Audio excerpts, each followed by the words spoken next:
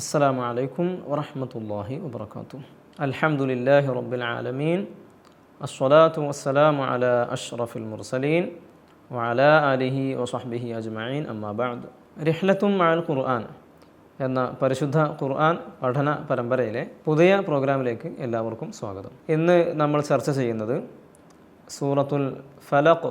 ഫലഖ് എന്ന വാക്കിനർത്ഥം പ്രഭാതം എന്നാണ്. പ്രഭാതത്തെ സൂചിപ്പിക്കുന്ന ചില ആശയങ്ങൾ അടങ്ങുന്ന വരികൾ പ്രസ്തുത സൂറത്തിലുള്ളത് കൊണ്ടാണ് ഫലഖ് എന്ന് പേര് വിളിക്കാനുള്ള കാരണം. മാത്രമല്ല സൂറത്തുൽ ഫലഖ്, സൂറത്തുൻ നാസ്, ഈ രണ്ട് സൂറത്തുകളും ഇവ രണ്ടിനും കൂടെ ഉള്ള മറ്റൊരു നാമമാണ് മുഅവ്വിദതൈനി. ഈ രണ്ട് സൂറത്തുകൾ കൊണ്ടും അല്ലാഹു സുബ്ഹാനഹു വ തആല തിരു ഹബീബ് സ്വല്ലല്ലാഹു അലൈഹി വസല്ലമ തങ്ങളോട് കാവൽ ചോദിക്കാൻ വേണ്ടി പ്രത്യേകം ആജ്ഞാപിക്കുന്ന സൂറത്തുകളാണ്. അതിന് ഒരുപാട് വ്യത്യസ്ത കാരണങ്ങളുമുണ്ട്. ആ കാവൽ ചോദിക്കൽ എന്നതിനെ അടിസ്ഥാനമാക്കി, കാവൽ തേടാനുള്ള സൂറത്ത് എന്നതിനെ അടിസ്ഥാനമാക്കി മുഅവ്വിദതൈനി, രണ്ട് കാവൽ ചോദിക്കുന്ന സൂറത്തുകൾ എന്ന് ഈ രണ്ട് സൂറത്തുകൾക്കും പേര് പറയപ്പെടാറുണ്ട്. സൂറത്തുൽ ഫലഖ് അവതരിക്കാനുണ്ടായ പശ്ചാത്തലം മുഫസ്സിറുകൾ പല രൂപത്തിൽ അതിനെ വിശദീകരിക്കുന്നുണ്ട്. ജൂതന്മാരിൽപ്പെട്ട ലബീദ് ഇബ്നുൽ അസ്വം എന്ന മനുഷ്യൻ തിരു ഹബീബ് സ്വല്ലല്ലാഹു അലൈഹി വസല്ലമ തങ്ങൾക്ക് വളരെ കഠിനമേറിയ സിഹ്ർ ചെയ്യുകയായിരുന്നു. റസൂലുള്ളാഹി സ്വല്ലല്ലാഹു അലൈഹി വസല്ലമ തങ്ങൾക്ക് സേവനമനുഷ്ഠിച്ചിരുന്ന മറ്റൊരു ജൂതനായ അടിമ മുഖേനയാണ് സിഹ്ർ ഇദ്ദേഹം നടത്തിയത്. ഒരു കയറിൽ പ്രത്യേകം കെട്ടുകളൊക്കെ കെട്ടി സിഹ്റിന് വേണ്ടുന്ന രൂപത്തിൽ ചില പ്രത്യേകതകളൊക്കെ ചെയ്തതിന് ശേഷമാണ് ഈ മനുഷ്യൻ സിഹ്ർ ചെയ്തത്. അതുമായി ബന്ധപ്പെട്ട ചില പ്രത്യേക പരാമർശങ്ങൾ സൂറത്തുൽ ഫലഖിൽ നമുക്ക് കാണാൻ സാധിക്കും. ആ സിഹ്ർ ചെയ്ത സിഹ്റിൽ നിന്നും രക്ഷ നേടാനുള്ള ഒരു രക്ഷാ കവചമാണ് സൂറത്തുൽ ഫലഖ്, സൂറത്തുൽ നാസ്. ഇവ രണ്ടും ഈ സിഹ്റിൻ്റെ കാരണത്താൽ അല്ലാഹു തആല രക്ഷ പ്രാപിക്കാൻ വേണ്ടി തിരു ഹബീബ് സ്വല്ലല്ലാഹു അലൈഹി വസല്ലമ തങ്ങൾക്ക് ഇറക്കി കൊടുത്തതാണ് എന്നാണ് ഭൂരിപക്ഷ മുഫസ്സിറുകളും രേഖപ്പെടുത്തുന്നത്. തിരു ഹബീബ് സ്വല്ലല്ലാഹു അലൈഹി വസല്ലമ തങ്ങൾക്ക് ദീനിൻ്റെ വിഷയത്തിൽ വലിയ ബുദ്ധിമുട്ടൊന്നും ആ സിഹ്ർ ഏൽപ്പിച്ചില്ലെങ്കിലും ശാരീരികപരമായി ചില ബുദ്ധിമുട്ടുകളൊക്കെ ഏൽപ്പിച്ചു എന്ന് ഹദീസുകളിൽ നമുക്ക് കാണാൻ സാധിക്കും. സൂറത്തുൽ ഫലഖ് നമുക്ക് പാരായണം ചെയ്യാം. أعوذ بالله من الشيطان الرجيم. بسم الله الرحمن الرحيم. قل أعوذ برب الفلق من شر ما خلق ومن شر غاسق إذا وقب ومن شر النفاثات في العقد ومن شر حاسد إذا حسد. صدق الله العلي العظيم. റസൂലുള്ളാഹി സ്വല്ലല്ലാഹു അലൈഹി വസല്ലമ തങ്ങൾ പ്രസ്തുത സൂറത്തിനെ സംബന്ധിച്ച്, അതിൻ്റെ ആവശ്യകതയെ സംബന്ധിച്ച്, അതിൻ്റെ ശ്രേഷ്ഠതയെ സംബന്ധിച്ച് പല സന്ദർഭങ്ങളിലായി അതിനെ വിശദീകരിക്കുന്നതായിട്ട് നമുക്ക് കാണാൻ സാധിക്കും. ഒരിക്കൽ തിരു ഹബീബ് സ്വല്ലല്ലാഹു അലൈഹി വസല്ലമ തങ്ങൾ ഉത്ബത്ത് ഇബ്നു ആമിർ റളിയല്ലാഹു അൻഹുവിനോട് ചോദിക്കുകയാണ്, കാവൽ ചോദിക്കുന്നവരെല്ലാവരും കാവൽ ചോദിക്കാൻ ഉപയോഗിക്കുന്ന, അള്ളാഹുവിൻ്റെ അടുക്കൽ രക്ഷ പ്രാപിക്കാൻ വേണ്ടി ഉപയോഗിക്കുന്ന സൂറത്തുകൾ ഞാൻ പറഞ്ഞു തരട്ടെയോ? അവിടുന്ന് പറഞ്ഞു കൊടുക്കുകയാണ് സൂറത്തുൽ ഫലഖ്, സൂറത്തുൻ നാസ്. ഇവ രണ്ടും എല്ലാ ഷർറിൽ നിന്നും അത് പാരായണം ചെയ്യുന്ന ആൾക്ക് അള്ളാഹുവിൻ്റെ അടുക്കൽ രക്ഷ നേടാനുള്ളൊരു വഴിയാണ്. എല്ലാ ബുദ്ധിമുട്ടുകളിൽ നിന്നും രക്ഷ പ്രാപിക്കാനുള്ള ഒരു മാർഗമാണ് സൂറത്തുൽ ഫലഖ്, സൂറത്തുൻ നാസ്. മറ്റൊരു ഹദീസിൽ നമുക്കിങ്ങനെ കാണാൻ സാധിക്കും. ആയിഷ റളിയല്ലാഹു അൻഹ റിപ്പോർട്ട് ചെയ്യുന്നതായി കാണാം. തിരു ഹബീബ് സ്വല്ലല്ലാഹു അലൈഹി വസല്ലമ തങ്ങൾ ഉറങ്ങുന്നതിന് വേണ്ടി വിരിപ്പിലേക്ക് ചെന്നാൽ എല്ലാ ദിവസവും രാത്രി സമയം സൂറത്തുൽ ഇഖ്ലാസ്, മുഅവ്വിദതൈനി, ഇഖ്ലാസ് സൂറത്തും സൂറത്തുൽ ഫലഖ്, സൂറത്തുൻ നാസ്, ഇവ മൂന്നും ഓതുകയും തൻ്റെ കയ്യിൽ ഊതുകയും ശേഷം കൈകൊണ്ട് ശരീരത്തിൽ ആവുന്ന ഭാഗത്തൊക്കെ തടവുകയും ചെയ്യാറുണ്ടായിരുന്നു. തടവൽ തുടങ്ങുന്നത് തന്നെ തലയിലും മുഖത്തിലുമാണ് ആദ്യം തടവാറുള്ളത്. ഇങ്ങനെ 3 പ്രാവശ്യം അവിടുന്ന് ചെയ്യുമായിരുന്നു. ഇത്രയും ഒരു ശ്രേഷ്ഠത കൽപ്പിച്ചിരുന്നു ഈ സൂറത്തുകൾക്ക് ഉറക്കത്തിൽ വരുന്ന എല്ലാ ബുദ്ധിമുട്ടുകളിൽ നിന്നും ഈ സൂറത്തുകൾ പാരായണം ചെയ്യലിലൂടെ അള്ളാഹു സുബ്ഹാനഹു വ തആല രക്ഷ നൽകുന്നു. അള്ളാഹുവിൻ്റെ തിരുകാവൽ അത് പാരായണം ചെയ്യുന്ന ആൾക്ക് ലഭിക്കും എന്നർത്ഥം. മഹദി ആയിഷ ബീവി റളിയല്ലാഹു അൻഹ തന്നെ റിപ്പോർട്ട് ചെയ്യുന്ന മറ്റൊരു ഹദീസിൽ കാണാൻ സാധിക്കും, തിരു ഹബീബ് സല്ലല്ലാഹു അലൈഹി വസല്ലമ തങ്ങൾക്ക് അസുഖബാധിതനായി കിടക്കുന്ന സാഹചര്യമുണ്ടായപ്പോൾ അവിടുന്ന് മുഅവ്വിദതൈനി ഓതുകയും അവിടുന്ന് തിരുശരീരത്തിൽ ഊതുകയും ചെയ്യുമായിരുന്നു. അസുഖം ശക്തിയായി മൂർച്ഛിച്ചപ്പോൾ ഞാൻ പ്രസ്തുത സൂറത്തിനെ പാരായണം ചെയ്യുകയും തിരു ഹബീബ് സല്ലല്ലാഹു അലൈഹി വസല്ലമ തങ്ങളുടെ കൈകൊണ്ട് ഞാൻ തടവി കൊടുക്കുകയും ചെയ്യാറുണ്ടായിരുന്നു, ആ സൂറത്തിൻ്റെ ബറക്കത്തിനെ കാംക്ഷിച്ചുകൊണ്ട്. നാം മനസ്സിലാക്കേണ്ടത്, അള്ളാഹുവിൻ്റെ പരീക്ഷണങ്ങൾ നമുക്ക് അനുഭവിക്കുമ്പോഴും ബുദ്ധിമുട്ടുകൾ നാം അനുഭവിക്കുന്ന സാഹചര്യങ്ങളിൽ അള്ളാഹുവിൻ്റെ അടുക്കൽ ഒരു രക്ഷാ കവചമാണ്, അഭയം പ്രാപിക്കാനുള്ള ഒരു വഴിയാണ് സൂറത്തുൽ ഫലഖ്, സൂറത്തുൻ നാസ്. ഇവ പാരായണം ചെയ്യലിലൂടെ ബുദ്ധിമുട്ടുകൾക്ക് അള്ളാഹു സുബ്ഹാനഹു വ തആല ശമനം നൽകുന്നതാണ്. തിരു ഹബീബ് സല്ലല്ലാഹു അലൈഹി വസല്ലമ തങ്ങൾ വിവിധ സാഹചര്യങ്ങളിൽ ഈ സൂറത്തുകളെ പാരായണം ചെയ്തതായി വേറെയും ഒരുപാട് സന്ദർഭങ്ങളുണ്ട്. അവയിൽ ചിലത് മാത്രമാണ് നാം ഇവിടെ പ്രതിപാദിച്ചത്. ഇനി നമുക്ക് സൂറത്തുൽ ഫലഖിലെ ഓരോ ആയത്തിൻ്റെയും ആശയ വിശദീകരണങ്ങളിലേക്ക് പ്രവേശിക്കാം. ബിസ്മില്ലാഹിർ റഹ്മാനിർ റഹീം. ഖുൽ അഊദു ബിറബ്ബിൽ ഫലഖ്.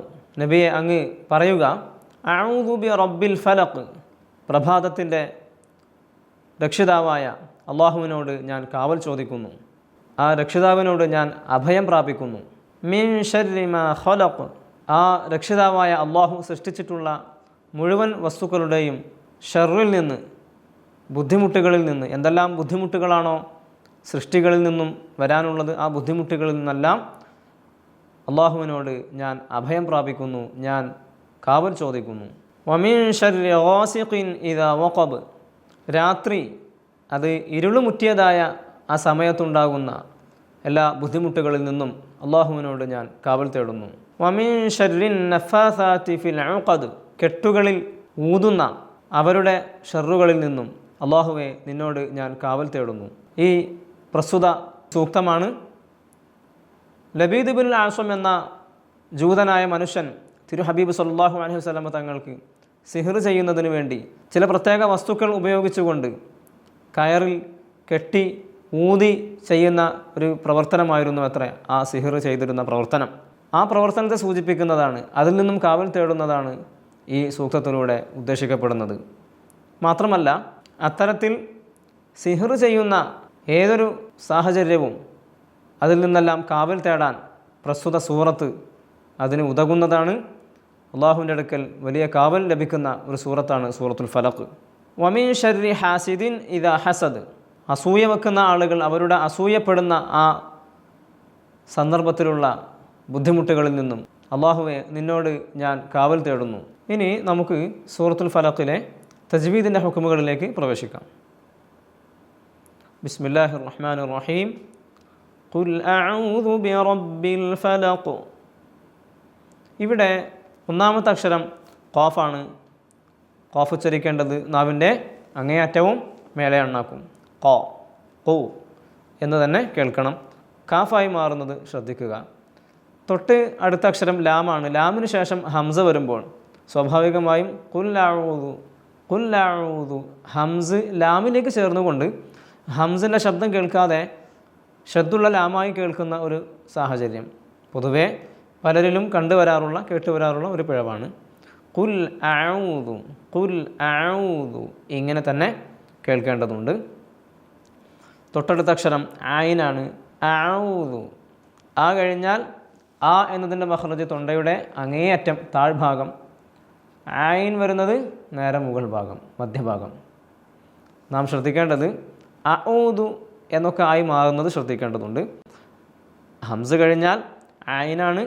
ആയിന് കഴിഞ്ഞാൽ പിന്നെ നീട്ടാനുള്ള അക്ഷരമായ വാവ്, അത് കഴിഞ്ഞാൽ ദാലാണ്. ഈ ദാൽ ഉച്ചരിക്കുന്നത് ദാലായി മാറുന്നതൊക്കെ പ്രത്യേകം ശ്രദ്ധിക്കേണ്ടതുണ്ട്. അങ്ങനെയൊക്കെ ആകുന്ന അവസരത്തിൽ അതിൻ്റെ അർത്ഥം മാറുകയും മറ്റൊരു രൂപത്തിലായി തീരുകയും ചെയ്യും. പ്രത്യേകം ശ്രദ്ധിക്കേണ്ട ഒരു ഭാഗമാണ്. ബി റബ്ബിൽ ഫലഖ്, റാഇന് ഫത്ഹാണ്, തഫ്ഹീമാക്കി വായ നിറച്ച് കനപ്പിച്ചുകൊണ്ടാണ് ഉച്ചരിക്കേണ്ടത്. റബ്ബിൽ ഫലഖ്. ആയത്തിൻ്റെ അവസാന ഭാഗം ഖാഫാണുള്ളത്. ഖാഫ് നമുക്കറിയാം ഖൽഖലത്തിൻ്റെ സിഫത്തിൽപ്പെട്ട അക്ഷരമാണ് ഖാഫ്. എന്ന് വച്ചാൽ ഉച്ചരിക്കുന്ന സമയം ചലന ശബ്ദം ഉണ്ടാവുക. ബിറബ്ബിൽ ഫലഖ് ഖ എന്ന് തന്നെ കേൾക്കേണ്ടതുണ്ട്. മിൻ ശർരി മാ ഖലഖ്, മിൻ ശർരി, മിൻ എന്ന സുക്കൂനായ നൂന്, നമുക്കറിയാം സുക്കൂനായ നൂനിന് ശേഷം ഷീൻ എന്ന അക്ഷരം വന്നാൽ നാം ചെയ്യേണ്ടത് ഇഖ്ഫാ തന്നെയാണ്. ഇഖ്ഫാവിനെ സംബന്ധിച്ച് വിശാലമായി നമുക്ക് ചർച്ച ചെയ്യാനുണ്ട്. വരും ദിവസങ്ങളിൽ നമുക്ക് ഇൻഷാ അല്ലാഹ് ചർച്ച ചെയ്യാം. ഇവിടെ നൂനിന് ശേഷം ഷീൻ ആയതുകൊണ്ട് തന്നെ ഇഖ്ഫാ ആണ് ചെയ്യേണ്ടത്. മീമ് കഴിഞ്ഞാൽ, മിൻ ഷർരി എന്ന മീമ് കഴിഞ്ഞാൽ ഷീൻ ഉച്ചരിക്കാൻ വേണ്ടി നാവിനെ സജ്ജമാക്കുകയും അതോടൊപ്പം നൂനിൻ്റെ മഖ്റജുമായി അടുത്ത് അല്പം മണിക്കുകയും ചെയ്യുക. മറച്ചു മണിക്കുക എന്നാണ് ഇതിന് പറയുക. മിൻ ഷർരി, മിൻ ഷർരി അല്ല, മിൻ ഷർരി മാ ഖലഖ്. ഖാ ശ്രദ്ധിക്കേണ്ട അക്ഷരമാണ്. തൊണ്ടയുടെ ഏറ്റവും മുകൾ ഭാഗത്തു നിന്ന് പുറപ്പെടുന്ന അക്ഷരമാണ് ഖാ. അതുപോലെ തന്നെ ഏറ്റവും അവസാന ഭാഗം ഖാഫാണ്. ഇവിടെ ഖാ ഖാഫ്, ഖലഖ്, ഖലഖ്. ഇവിടെ ശ്രദ്ധിക്കേണ്ടത് ഖാ ഇസ്തില എന്ന സിഫത്തുമായി ബന്ധപ്പെട്ട അക്ഷരമാണ്. ലാമ് കഴിഞ്ഞാൽ ഖാഫ്, ഖലഖ്. ഈ ഖാഫും ഇസ്തില എന്ന സിഫത്തുമായി ബന്ധമുള്ളതാണ്. എന്ന് വെച്ചാൽ ശബ്ദഗതി മേൽപോട്ടുള്ളതാണ്. ഖാ ഖാ. ഇതിൻ്റെ ഇടയിലാണ് ഇസ്തിഫാലിൻ്റെ അക്ഷരമാകുന്ന ലാമുള്ളത്. അപ്പോൾ ഖലഖ് എന്നിങ്ങനെ ലാമിനെയും ഇസ്തിലാഇൻ്റെ ശബ്ദം പോലെ ഉച്ചരിക്കുന്നത് ശ്രദ്ധിക്കേണ്ടതുണ്ട്. ഖലഖ് ഇങ്ങനെയാണ് കേൾക്കേണ്ടത്. ഖലഖ് ഇങ്ങനെ തന്നെ കേൾക്കണം. അല്ലെങ്കിൽ സിഫത്തുകൾ അങ്ങോട്ടൊക്കെ ചെറിയൊരു മാറ്റങ്ങൾ വരും, പ്രത്യേകം ശ്രദ്ധിക്കേണ്ടതുണ്ട്. വമിൻ ശർരി ഗാസിഖിൻ ഇദാ വഖബ്. ഇവിടെ വമിൻ ശർരി നാം മുന്നേ പറഞ്ഞതുപോലെ തന്നെ ഇഖ്ഫാ ആണ് ചെയ്യേണ്ടത്. ഗാസിഖിൻ, ഗൈനാണ് ഉച്ചരിക്കേണ്ടത്. തൊണ്ടയുടെ മുകൾ ഭാഗം ഗാസിഖ്. ഇവിടെ ഗാസിഖിൻ ഇദാ, ഖാഫിന് തൻവീൻ കസ്റാണുള്ളത്. തൻവീൻ എന്നാൽ സുക്കൂനായ നൂന്. തൊട്ടടുത്ത അക്ഷരം ഹംസ ആയതുകൊണ്ട് നമുക്കറിയാം ഇൽഹാറാണ് ചെയ്യേണ്ടത്. സുക്കൂനായ നൂനിന് ശേഷം ഹൽക്കിൽ നിന്ന് പുറപ്പെടുന്ന അക്ഷരങ്ങൾ വന്നാൽ ഇൽഹാർ ചെയ്യണമെന്നാണ് നാം പഠിച്ചത്. ഇവിടെ വന്ന അക്ഷരം ഹംസ ആണ്. അപ്പോൾ ഗാസിഖിൻ എന്ന് ആ തൻവീനിനെ യഥാർത്ഥത്തിൽ തന്നെ ഉച്ചരിച്ചു, വെളിവാക്കി ഉച്ചരിച്ചു. ഇദാ വഖബ്, ഇദാ എന്ന് തന്നെ കേൾക്കണം. ഇദാ എന്നാവാൻ പാടില്ല. ഇദാ വഖബ് എന്ന് തന്നെ ദാലാണ് കേൾക്കേണ്ടത്. ഇവിടെയും ആയത്തിൻ്റെ അവസാനം വഖബ് എന്ന് ബ ആണുള്ളത്. ഖൽഖലത്ത് എന്ന സിഫത്തുള്ള അക്ഷരമാണ് ബ. വഖബ് എന്ന് തന്നെ കേൾക്കണം. വമിൻ ശർരിൻ നഫ്ഫാസാതി ഫിൽ ഉഖദ്. ഇവിടെ വമിൻ ശർരി നാം ആദ്യം പറഞ്ഞതുപോലെ തന്നെ ഇഖ്ഫാ ആണ് ചെയ്യേണ്ടത്. അന്നഫാസാത്തി ഷദ്ദുള്ള നൂനാണ് ഇവിടെ വന്നിട്ടുള്ളത്. വമിൻ ശർരിൻ നഫാസാത്ത്, ഷദ്ദുള്ള നൂനിനെ എപ്പോഴും മണിക്കണം. നഫാസാത്ത്, ഫ ഫ ഉച്ചരിക്കേണ്ടത് മേലെ മുൻപല്ലിൻ്റെ താഴ്ഭാഗവും താഴെ ചുണ്ടിൻ്റെ പരന്ന ഭാഗവും. ഫ. തൊട്ടടുത്ത അക്ഷരം സ ആണ്. സഇൻ്റെ മഖ്റജ് മേലെ മുൻപല്ലിൻ്റെ താഴെ അറ്റവും നാവിൻ്റെ തലയും. സ സ ര.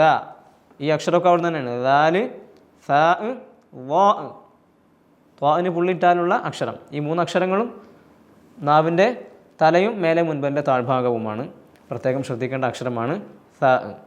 വമിൻ ശർരിൻ നഫ്ഫാസാതി ഫിൽ ഉഖദ്. ഫിൽ ഉഖദ് ഐൻ ശ്രദ്ധിക്കേണ്ടതുണ്ട്. ഇത് കഴിഞ്ഞാൽ ഖാഫാണുള്ളത്. ഖാഫ് കാഫായി മാറാതിരിക്കാൻ പ്രത്യേകം ശ്രദ്ധിക്കുകയും ആയത്തിൻ്റെ അവസാന ഭാഗം ദാലാണുള്ളത്. നമ്മൾ പറഞ്ഞതാണ് ദാലിന് ഖൽഖലത്തുണ്ട്. ഫിൽ ഉഖദ്, ദാലിന് ചലന ശബ്ദം കേൾക്കേണ്ടതുണ്ട്. ഫിൽ ഉഖദ് എന്ന് തന്നെ കേൾക്കണം. വമിൻ ശർരി ഹാസിദിൻ ഇദാ ഹസദ്. ഇവിടെ വമിൻ ശർരി നമുക്കറിയാം ഇഖ്ഫാ ആണ്. ഹാസിദിൻ ദാലിന് തൻവീൻ, സുക്കൂനായ നൂനാണ് എന്നർത്ഥം. തൊട്ടടുത്ത അക്ഷരം ഹംസ ആണ്. നാം പറഞ്ഞു ഇൽഹാർ ചെയ്യണം. ഹസദ്, ഇവിടെയും അവസാന ഭാഗം ദാലാണുള്ളത്. ഖൽഖലത്ത് എന്ന സിഫത്ത് ബാധകമാണ്. ഹസദ് എന്ന് തന്നെ കേൾക്കേണ്ടതുണ്ട്. ഇനി നമുക്ക് അക്ഷരങ്ങളുടെ സിഫത്തുകളെ സംബന്ധിച്ച് നാം പറഞ്ഞു വന്നിരുന്നു. അക്ഷരങ്ങളുടെ സിഫത്തുകൾ രണ്ട് വിഭാഗമുണ്ട്. പരസ്പരം വിപരീതങ്ങളായ സിഫത്തുകൾ, വിപരീതങ്ങളില്ലാത്ത സിഫത്തുകൾ. അവയിൽ അവസാന ഭാഗമാണ് നാം സംസാരിച്ചു കൊണ്ടിരിക്കുന്നത്. അടുത്ത സിഫത്ത് ഇൻഹിറാഫ്. ഇൻഹിറാഫ് എന്നാൽ ഒരു മഖ്റജിൽ നിന്നും മറ്റൊരക്ഷരത്തിൻ്റെ മഖ്റജിലേക്ക് അല്പം ചേർന്ന് പോവുക, ഒരല്പം അങ്ങോട്ട് ചാഞ്ഞു പോവുക. ഈ സിഫത്ത് ബാധകമാകുന്ന അക്ഷരങ്ങൾ ലാമ്, റാ. നമുക്കറിയാം ലാമിൻ്റെ മഖ്റജും റാഇൻ്റെ മഖ്റജും വളരെ അല്പാൽപമായ വ്യത്യാസങ്ങളേ ഉള്ളൂ. നാവിൻ്റെ തലയും മേലെ മുൻപല്ലിൻ്റെ ഊനുമായി ബന്ധപ്പെട്ടാണ് നാം ലാമ്, റാ, നൂന് ഇവ മൂന്നും പറയാറുള്ളത്. അല്പാൽപ്പം വ്യത്യാസങ്ങളുണ്ട്. ലാമ് അല്പം ബാക്കിൽ, ഊനിൽ നിന്ന് ബാക്കിൽ, റാ അല്പം മുന്നിലാണുള്ളത്. ഇത് അങ്ങോട്ടും ഇങ്ങോട്ടും അല്പം മഖ്റജിൽ നിന്ന് മറ്റൊന്നിൻ്റെ മഖ്റജിലേക്ക് ചാഞ്ഞിരിക്കൽ. ഇതാണ് ഈ ലാമിനും റാഇനുമുള്ള സിഫത്ത് വരുന്നത്.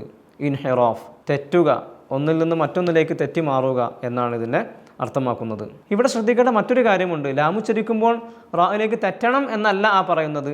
അങ്ങനെ ചെറിയൊരു ചാൻസ് ഉണ്ട്, അങ്ങനെ തെറ്റാനൊരു ചെറിയൊരു വഴി അവിടെ ഉണ്ട് എന്നർത്ഥം. അല്പം മഖ്റജിലേക്ക് അങ്ങോട്ടും അല്പം ലാമിൻ്റെ മഖ്റജിലേക്ക് ഇങ്ങോട്ടും ചെറിയൊരു തെറ്റൽ വരാറുണ്ട് എന്നർത്ഥം. അടുത്ത സിഫത്ത് തക്രീർ. തക്രീർ എന്നാൽ റായിനുണ്ടാകുന്ന ഒരു സിഫത്താണത്. റായിന് മാത്രം പ്രത്യേകമായൊരു സിഫത്താണ്. നാവ് പിടക്കുക, ഉച്ചരിക്കുന്ന സമയം നാവിന് ചെറിയൊരു പിടയിലുണ്ടാവുക. റാ ഒരല്പം പിടയിൽ റാ ഉച്ചരിക്കുമ്പോഴെന്ന ആ ശബ്ദം കേൾക്കാൻ ആവശ്യമായൊരു പിടയിലുണ്ടാവും. അല്ലാത്ത ഒരു പിടക്കൽ ശബ്ദം അത് റാഇന് ഉണ്ടാവാൻ പാടില്ലാത്തതാണ്. അർ അർ എന്ന ശബ്ദം കേൾക്കാൻ പാടില്ല. അർ റാഇന് സുക്കൂനാകുമ്പോൾ അർ, ഇങ്ങനെയല്ലാതെ അർ അല്പം കൂടെ പിടക്കുന്ന ശബ്ദം വരൽ അത് ഒഴിവാക്കേണ്ടതാണ് എന്നാണ് ഇവിടെ പറഞ്ഞു വരുന്നത്. ചെറിയൊരു പിടക്കുന്ന ശബ്ദം ഉണ്ടാകുമ്പോഴാണ് ആ ഹർഫ് റാ എന്ന നിലയിൽ അത് ശബ്ദം യഥാർത്ഥമായി കേൾക്കുന്നത്. അതല്ലാത്ത പിടക്കുന്ന ശബ്ദം ഒഴിവാക്കേണ്ടതാണ്. അത് ഈ അക്ഷരത്തിന് വരാൻ ചാൻസ് ഉള്ള ഒരു ശബ്ദമാണ് പിടക്കുന്ന ശബ്ദം. അത് ഒഴിവാക്കേണ്ടതാണ്. അത് ഒഴിവാവാനുള്ള ഒരു മാർഗം നാവ് മഖ്റജിൽ ഒരല്പം ശക്തിയായി ഉച്ചരിച്ചാൽ ആ പിടക്കുന്ന അധിക ശബ്ദം ഒഴിവാക്കാൻ നമുക്ക് സാധിക്കും. അടുത്ത സിഫത്ത് തഫഷി.